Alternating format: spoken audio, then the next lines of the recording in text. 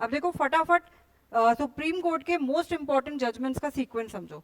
सबसे पहले हमारा है गोलकनाथ केस 1967 में। यहाँ पर कहा कि पार्लियामेंट जो है वो फंडामेंटल राइट को अमेंड नहीं कर सकती है।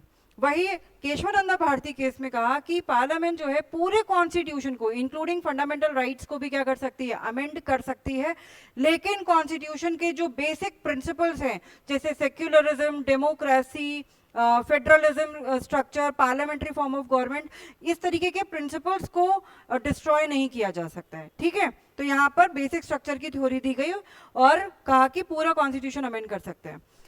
42nd अमेंडमेंट में क्या कहा गया, यहाँ पे कहा गया कि अगर हम पार्लियामेंट कहती है कि अगर डीपीएसपी को प्रमोट करने के लिए हम कोई कानून बनाते हैं ना, तो फिर फंडामेंटल राइट को अगर वो कानून वॉयलेट भी करे, इनकंसिस्टेंट भी हो, तो भी कोई कहा नहीं जाएगा और जुडिशियल रिव्यू नहीं होगा। यानी कि सुप्रीम कोर्ट ये नहीं कह सकती है फलाना कानून जो है अनकॉन्स्टिट्यूशनल है।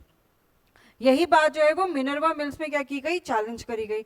मिनर्वा मिल्स में क्या कहा, सुप्रीम कोर्ट ने कहा कि ऐसा है जुडिशियल रिव्यू जो है ना वो बेसिक फीचर है, बेसिक स्ट्रक्चर जो केशवानंदा भारती केस में दी थी ना, वो बेसिक फीचर है और आप इसको रिस्ट्रिक्ट नहीं कर सकते हो। यानी कि अगर डीपीएसपी को प्रमोट करने के लिए आपने कोई कानून बनाया है, गुड इनफ, तो फंडामेंटल राइट को अगर वो इनकंसिस्टेंट है तो हम उसको जुडिशियली रिव्यू करेंगे। एटलीस्ट हम ये तो जरूर देखेंगे कि एक्चुअली में वो कानून डीपीएसपी को प्रमोट कर भी रहा है या फिर आप जबरदस्ती इस आड़ में फंडामेंटल मतलब डीपीएसपी की आड़ में आप कोई भी कानून बना रहे हो और कह रहे हो कि भाई हम तो डीपीएसपी को क्या कर रहे हैं, प्रमोट कर रहे हैं।